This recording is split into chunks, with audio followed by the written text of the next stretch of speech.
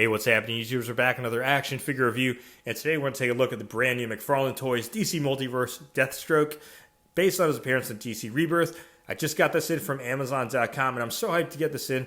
Reason being is we really haven't had another Deathstroke figure from McFarlane Toys since the Arkham version, but I'm hyped to get this in, and without further ado, like we always do with our reviews, let's get started with the box art first. So on the front of the box is typically what you normally see from McFarlane Toys DC Multiverse box. It does say Deathstroke in the middle, DC Rebirth, DC Multiverse logo on the top, and McFarlane Toys logo on the bottom. Then on the back is the full image artwork of Deathstroke. What's interesting about this, though, if you look closely, it shows his arm exposed here, but on the figure itself, it's not. So it's pretty interesting that they went with that choice to put that on the trading card and the box art. But that's enough about the box art. Let's go get this figure out of the box. All right, here's Deathstroke out of the box. Let's take a look at the accessories he comes with first. So, of course, he comes with the same DC base plate that you see with all McFarlane Toys figures. All right, so he does come with two weapon accessory pieces, and he has a sword right here, which I do like. I like the texturing on the handle and the finish of the blade. And unfortunately with DC, they have a no gun policy with their figures or Funkos and statues. So Deathstroke doesn't come with any weapons like guns, but he does come with these knives and swords. But I do have other guns with other figures I can pose him with. But here is the smaller knife that he comes with. And even this small knife has a nice texture on the handle as well. And of course, just like all McFarlane Toys DC Multiverse figures, he comes with the trading card, which you see the image of Deathstroke, which we already saw. And then on the back is a little data file, free for you to pause it if you want to go ahead and read it. And just like I mentioned before, you see the card art they chose, which is interesting because it shows arms exposed here, but on the figure itself, he's sleeved. So it's kind of an interesting choice sometimes they make when it comes to these trading cards. All right, now let's take a look at the figure itself. And let's get started with the head sculpt first. And I do like the pattern of this helmet on Deathstroke. And I do like how you can see it. It's very tiny, but you can see that white dot. We can see his eye right there. I do like the pattern of it overall. It just looks so sick, and I like this part right here, the way they sculpted the helmet. It looks really, really good. But yeah, a lot more true to the source material in the comics because it's way different than what we saw with the Arkham version, which I'll go ahead and pull out right here and comparing it side to side.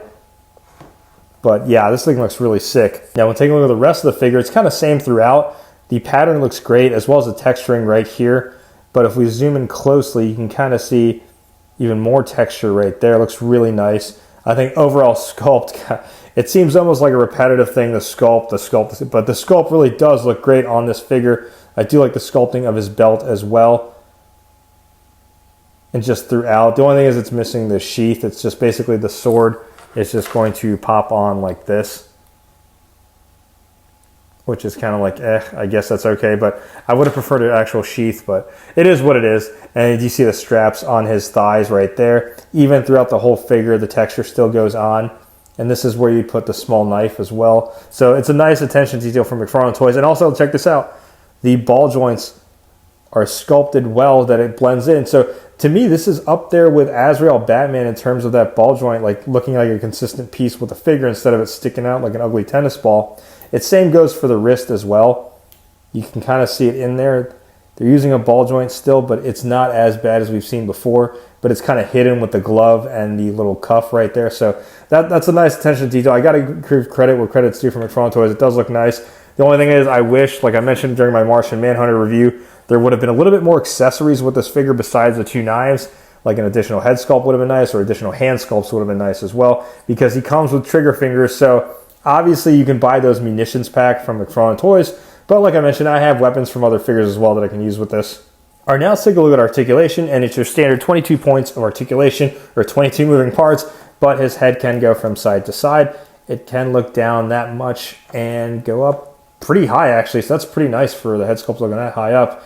It does have that faux butterfly joint in there, has the shoulder articulation as well as the bicep swivel, double jointed elbows, which gives you a nice range.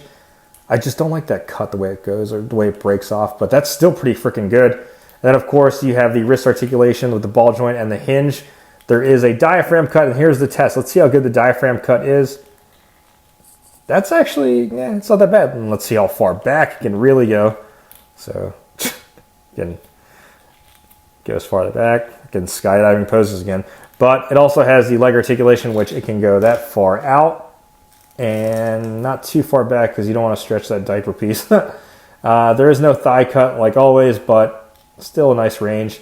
Double jointed knees as well, which gives you about that type of range for as maximum as you can go. Yep.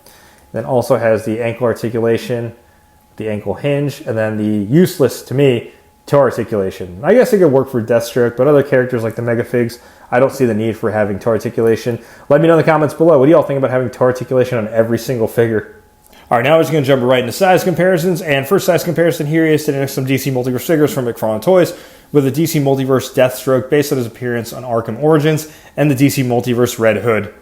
And next size comparison here is sitting next to a couple of Batman figures from McFarlane Toys DC Multiverse line. We have the Batman 3 Jokers Batman and the Action Comics 1000 Blue variant Batman, which I think in terms of scale size comparisons, I think they could work with the Batman 3 Jokers Batman. Let me know what you think in the comments below.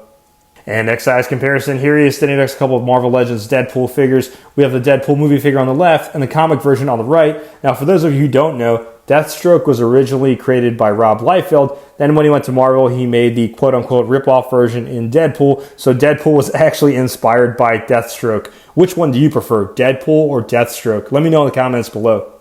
And now it's time for a random ass size comparison, but still keeping within the McFarlane Toys brand. Here he is, standing next to a couple of My Hero Academia figures. We have Deku, not Todoroki, and Ochako. I shouldn't heart. Alright, so overall thoughts on the figure is it's awesome. I think they knocked it out of the park with this figure, just like the gold label version of Martian Manhunter. They did a fantastic job on this version of Deathstroke. Also, kudos to McFarlane Toys for always listening to the criticisms when it came to those ball joints, because if you look at where they're at right now compared to their first wave of figures, it looks way better aesthetically, in my opinion, that they're sculpting these ball joints now to kind of mesh or kind of blend with the suit so it doesn't stick out like a tennis ball. So that's awesome that they've been listening to criticism about that and giving us a little bit more range and articulation. However, I think it's probably time to start addressing more things with the line, like I mentioned previously in my other review, is more accessories. Yeah, they didn't have to give us 18 different sets of hands, but it would have been nice to get an additional set of hands, like fisted hands. I do like the weapons they gave us, the knife and the sword, that's awesome, but maybe an additional head sculpt would be nice too. I know why they probably hold back on that, so that way they can release the same version of this as a gold label with like an unmasked head sculpt. Whatever, that's fine, but I just think maybe a little bit more accessories would be nice going forward with this line. But let me know what you all think in the comments below. Are you happy with what McFarlane Toys is giving us so far with the DC Multiverse line, like in terms of accessories, or do you think they could be giving us a little bit more? Sound off in the comments below, YouTubers. And like always, if you like what you see, be sure to hit that like button. If you haven't already subscribed to the channel, go ahead and subscribe. Thanks for watching.